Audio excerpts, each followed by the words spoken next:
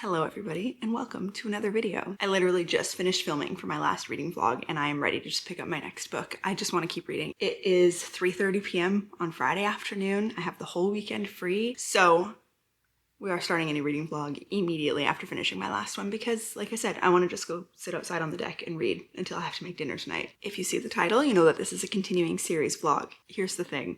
I usually start these by showing you the books that I want to read in this video, and I have 3 books on my TBR from my June TBR jar video that are continuing series. Currently, I only feel like reading one of them and not the other 2. So I'm not gonna show you what they are because I might change my mind and pick something else off my TBR cart or my Kindle. At this point, I'm not sure. I just finished reading Brimstone, big fantasy book. I have another big fantasy book on the list and I'm not sure if I feel like reading it. So we're going to start with How to Seal Your Own Fate, which is second book in, what is this trilogy called? Castle Knoll series.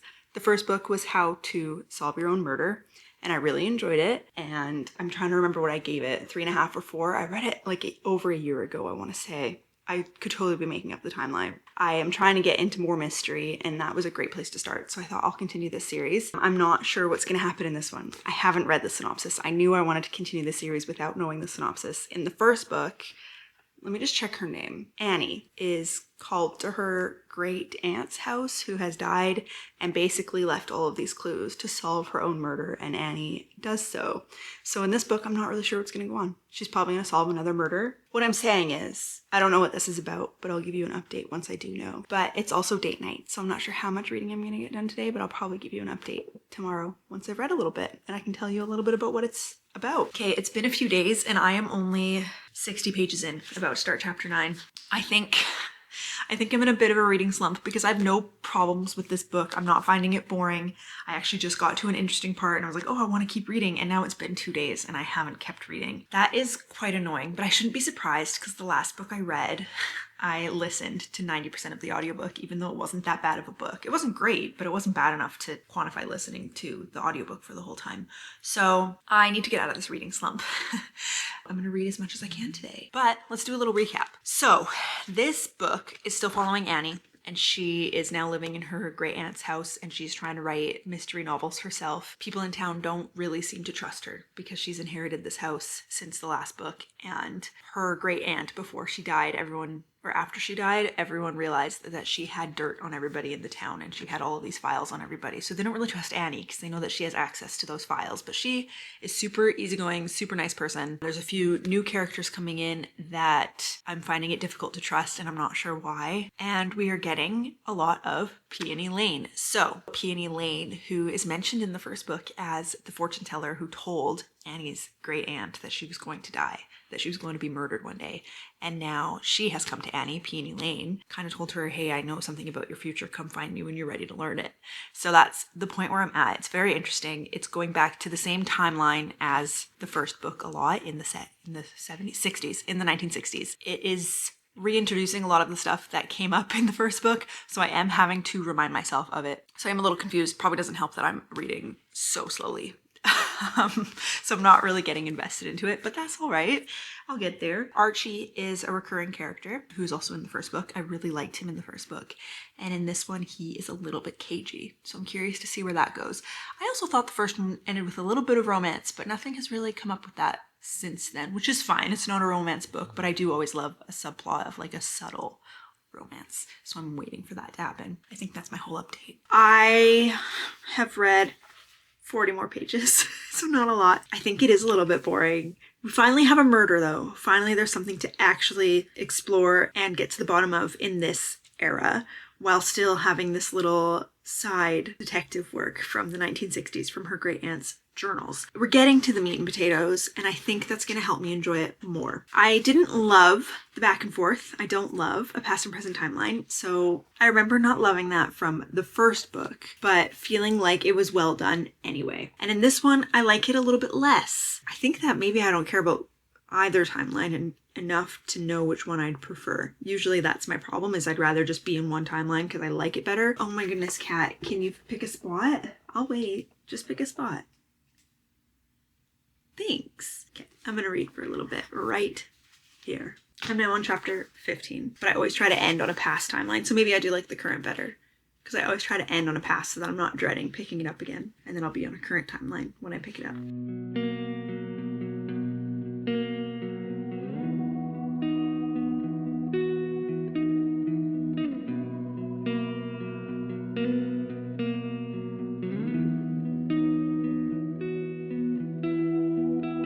Okay, some more thoughts. I'm now, over halfway, I would say. Page 160. So I read 100 pages today. That's pretty good so far. And I'm not done yet. We are reading Frances's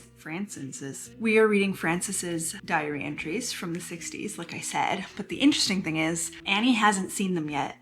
So we know information that she is questioning in those parts. I didn't know if I liked it at first, but I think I do like it because she's trying to gain access to these diaries that went missing, but we are reading those diary entries. And you also know that something's gonna come to blows because Frances is close with particular people in the past that she again seems to be close with before she passes away. But in the meantime, she chooses to spend her time with other people, and we know that because Annie knows that from before she died. I don't know if that makes any sense at all. What I'm saying is diary entries are very telling, and I'm enjoying the way that the information is coming across. I think that's all I have to add. I don't think I'll finish it today, but I'm gonna try my best. I'm glad I didn't listen to the audiobook. It'd be very confusing.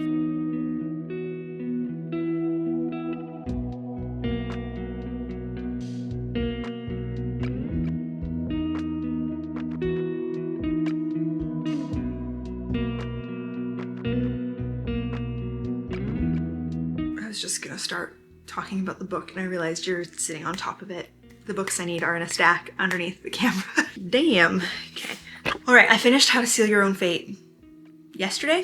For context, I wanted to finish it 2 days ago and 3 days ago. It took me a lot longer to read than I was expecting, but I ended up reading like 100 pages yesterday to get it over with. Keywords, to get it over with. Even when I was in the last chapter, I was like, oh, how many pages are left? I'm just ready to be done. Not a great sign. Here's the thing. The story itself, fun. The twists and turns, really fun.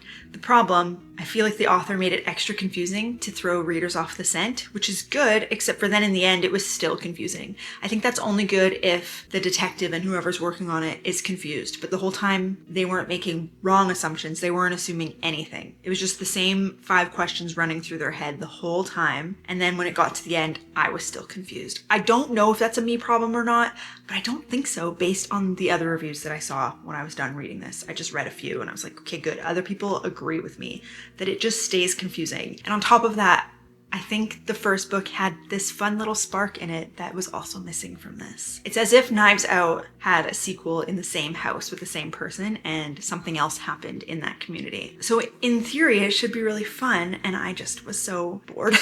Bored and confused. That all being said, I will still read the third one because I'm curious if it improves. I have no idea. I like this world. I like the characters. I like Crane and Annie and Jenny. One thing that I really liked, which I also liked in the first book, is that when you're reading Frances's letters and her diary notes from the past, it is a different voice. She reads very different. I've tabbed a few times and I noticed, I think 9 out of 10 of them were Frances's writing because it just was beautiful. She writes very poetically. So it's not bad writing, and that kind of carried it through for me. So I'm giving it 2.5 stars. It feels mean, and I kept debating a 3-star, but when I read a 3-star, I still am curious about the outcome, and usually I enjoy the outcome a little bit, even though it was kind of a slog to get there.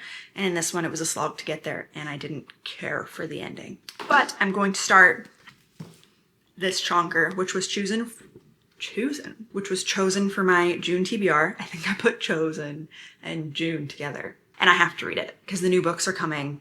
And I thought that this was the last one and the new books were all going to be ACOTAR, but someone commented on my June TBR video that there is another one of Crescent City books coming as well, which makes me less excited because if you don't know, this is my least favorite of the series so far that I have read. I didn't love the second book. I really liked the first book, but the second book I found a little bit long to get through once again. So I'm hoping that this improves that because it ended very fun. So I hope that we're right back into it and it doesn't make me wait to get to that fun. Should I just look at the first sentence now to see if it will? Okay, I think it starts where it left off. Great. Do I need to read a recap on what happened? I kind of remember the Hind. Kinda. Should I know who Morven is?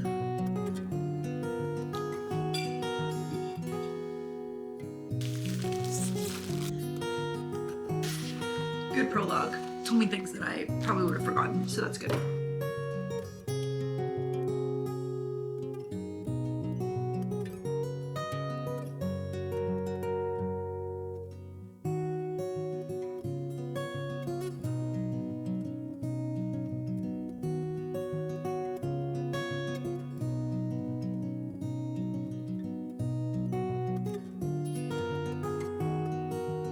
I'm about 100 pages in to House of Flame and Shadow, so I feel like it's time for an update. I can already tell that this is going to be my favorite of the trilogy. The series, it's not a trilogy, there's another one coming. So I'm loving that.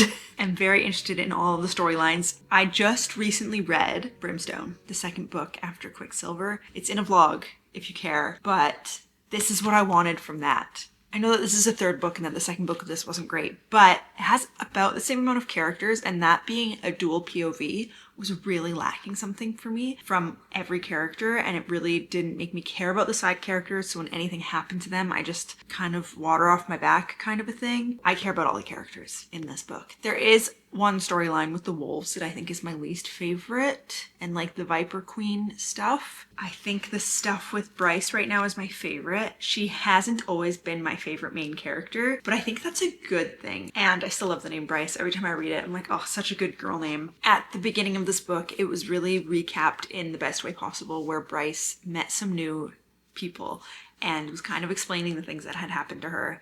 And that is the best way to recap it for us as well. And I think that's happening in a couple more instances where we're in new people's head, so we get some history from them, or they are recapping something for somebody else, ergo recapping it for us. There is this part with the Viper Queen where she is taking people, it's like a fighting ring situation at this meat market. Her goonies go in and they're like, okay, you're next to fight. And if you've ever played Paper Mario Thousand Year Door, that's what it is. That's all it is. I think that's my whole update. In any book, 100 pages would seem like a lot, but in one that's over 800 pages, it really is not a lot, and it's still just a lot of recap, a lot of setup. Things are maybe just starting to get going, and I am invested. I really do just want to keep reading. That is a great sign. I knew I wanted to read. I knew it was the book's fault, not my fault. Hopefully I don't need a character diagram going into this, because I really felt that I did at the very beginning, and now I'm grasping it again. Maybe I should have done a recap because it's been 6 months since I read the second one, but that's okay. I feel like there's so much I want to talk about and I can't because it's a sequel.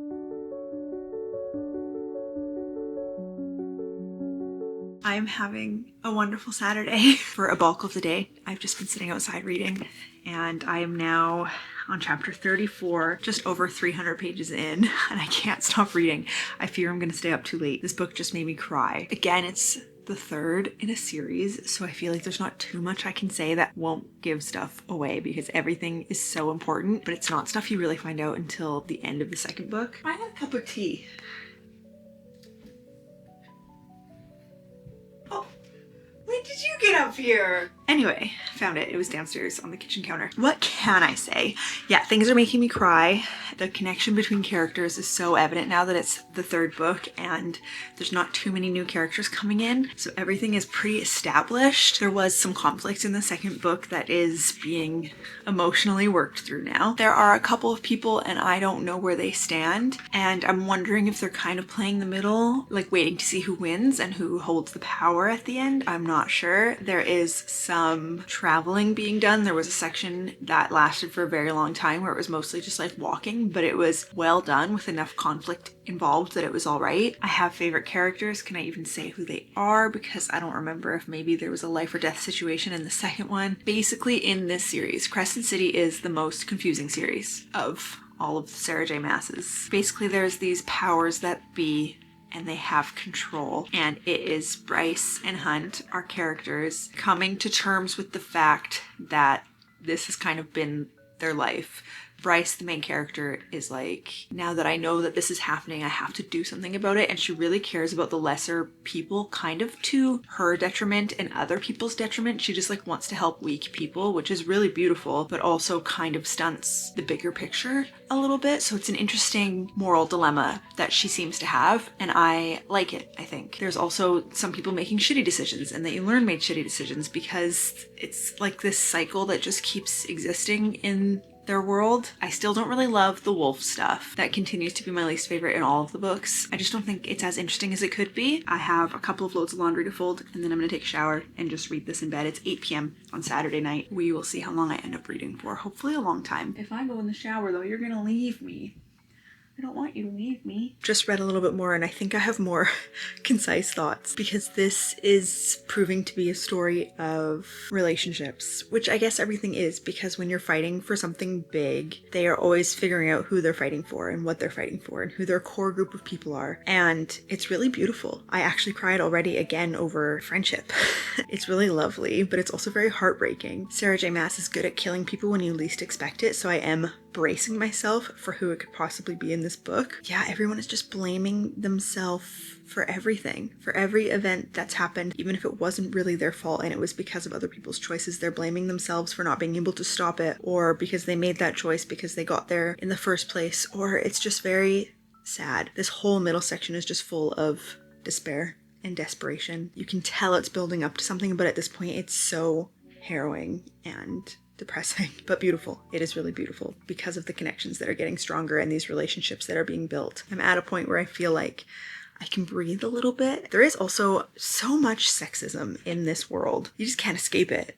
Whether you read a book that's made up or real, you can't escape it. And that is depressing, but it goes along with the rest of it. Depression is the theme of this book. Just showered. And now I'm gonna keep going. And hopefully I'm done crying for a little bit. It's making me so emotional, and it's friendship with grown men showing their feelings. And that's a beautiful thing.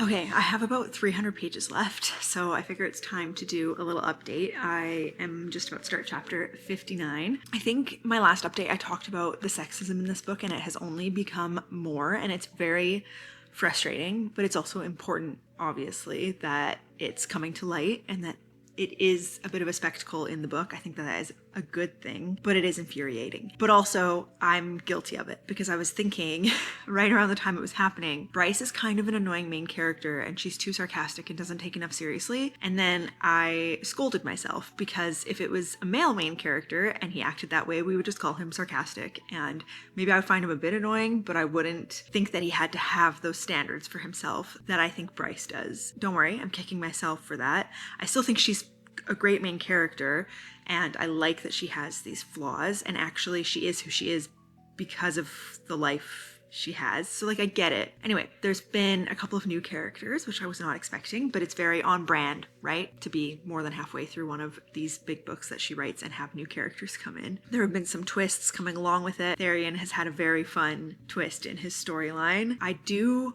often find myself wishing there was more of him. I feel like in the past books he wasn't my favorite, and now I'm really enjoying his perspective on things. I still love the perspective switches. I think that it's wonderful that there's this many point of views, but I am still finding myself confused sometimes. But I think a character chart would have helped. There's just so many characters. Anyway, fun stuff happening. I am enjoying it. I am curious now, even with the wolf storyline, where things are gonna go. So that's a good sign. Y'all, crazy shit's going on, and I am enjoying the wolf storyline. I just gasped.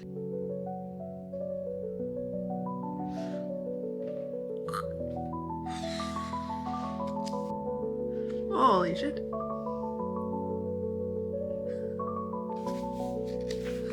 Oh my god.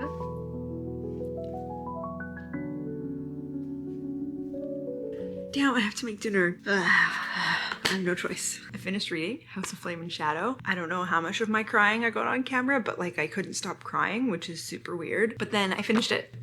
Oh, just got my steps.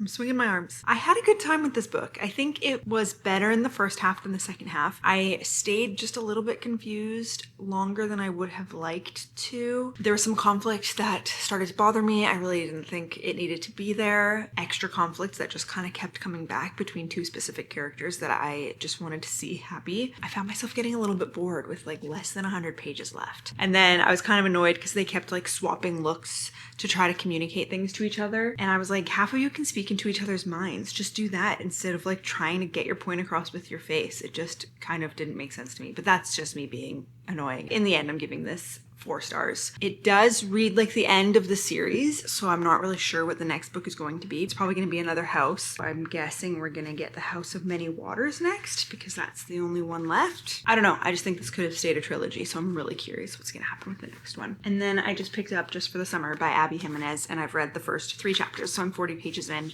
and it's already so cute. This is the 3rd book in, I think it's just called Part of Your World, right? We are following Justin and Emma, and Justin made a post on Am I the Asshole because he's like, I named my dog after my best friend because he stole my girlfriend. Justin says he has this curse where if he dates women, they find their soulmate after. They find the person that they're going to marry after. And then Emma sees his Reddit posts, DMs him, and is like, I have the same problem. My exes just keep getting married. I've been invited to too many weddings from ex-boyfriends. Justin's friend said to him, hey, you guys should date each other and cancel it out. And then maybe you'll both meet the person you're supposed to end up with. Obviously, they're going to end up together. I think that this is a movie, right? I don't know what it's called, but I feel like this is the exact premise for a movie. I don't remember, but I think it's like an early 2000s rom-com. Anyway, I think that this premise exists in the world of film, but I'm having a lot of fun. Abby Jimenez, I think I gave both of her other books 4 stars, Part of Your World and Yours Truly. Yours Truly might have been 4.5 stars. I think it was going to be 5 stars, and then there was too much miscommunication and a lot of repetitive conversations. I remember that. So I'm hoping that this isn't miscommunication. I'm gonna keep reading. We will see how it goes. I'm guessing they're gonna meet. They don't live in the same state, but I'm guessing they're gonna meet soon. I will keep you posted. I am... how far? 200 pages? Guys, I started this yesterday. I can't stop reading. It's so good. And it is because in true Abby Jimenez fashion, it's including things that are not romance. It's actually, I would say, not a small part of the story, but they both have so much individual things going on in their lives that this romance between them is kind of where they're finding peace amongst the garbage. I'm loving it. I'm loving it so much. It starts off by kind of telling us that she's gone through some traumatic shit as a kid and still as an adult, and she's not really dealing with it, and she thinks it's not as big of a deal as it is. And as the reader and like her friend Maddie and now Justin, they all know that it is a big deal.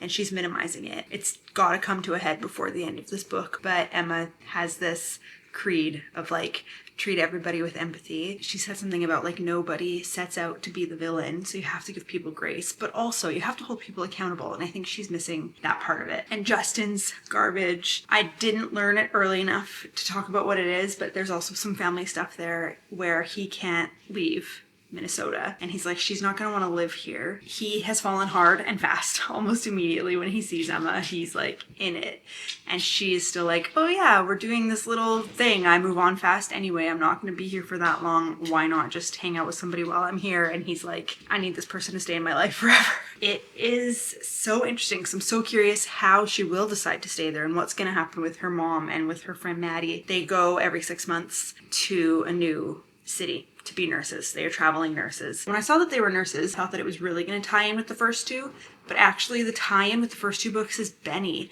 And for a second I was like, who the heck is that? It is the main character of the second book's brother is best friends with Justin, our main character. It is 6:30 p.m. I do have to get up early tomorrow. I'm not sure if I'll read until I'm done, but I'm gonna read until I go to bed. We'll see.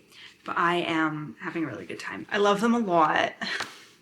So I really hope it doesn't get to miscommunication, more conflict than it needs, because I have this problem with books that are riddled with conflict, that are not just a quick romance, that also think that the 3rd act needs to be more conflict, because it's the whole book. I don't think you need to have that same template when you make the whole book conflict within people in their lives, but obviously it's going to be between each other. There are a few options for how they end up together. So far, my favorite of the 3. Easily. So I basically finished my workday yesterday, walked the dogs, and then read this until I went to bed. It took until like just after 9. I finished it and I tabbed a lot of it, and I'm giving it 5 stars. It is such an easy 5-star book to me. It might be one of my favorite romances ever. It might be battling Emily Henry for favorite romance. I don't know. I think just because it went so much deeper, there was not a miscommunication trope. Everybody was doing the best that they could. And I actually love that. That is such a breath of fresh air. Like, people were not making stupid decisions. They just were dealing with the cards that they were dealt. I wept. I did end up crossing out on my book bingo. Made me sob. I did not break out the camera. I cried alone. My goodness, the things that life gave to her that she made into something positive is absolutely astounding. And part of me can't believe that this is a fake book.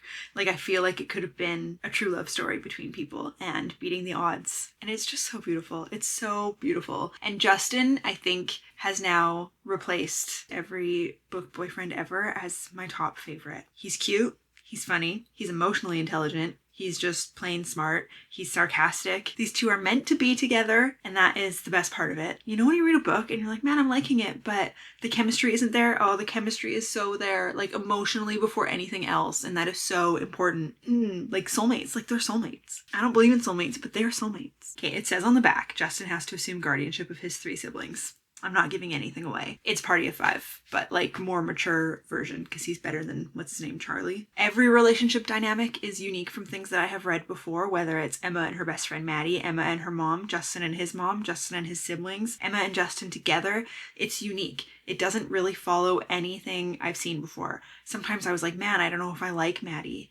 But also she's Emma's best friend and I can see why they're best friends. And actually she was giving her tough love because she's had to live with this dynamic that Emma has with her mom since they've known each other for like over a decade. And I really respect Maddie as a person and as a friend. Ooh, I just loved it, guys. And all 3 couples from all 3 books, yours truly, part of your world, do meet each other. There is more intertwining than I expected, and it was done so well. This book is the epitome of hurt people, but you are not what happened to you. You are the choices you make despite what's happened to you in your past. Oh my goodness, 5 stars. Absolutely loved it. Very happy this is the last book I finished. Now I need to read the other series that Abby Jimenez did. What's the other one? I don't remember. The new one that came out that I don't want to read because it's cheating.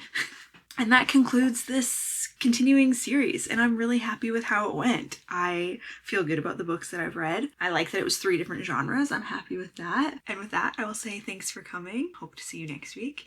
Come back for another video. Bye.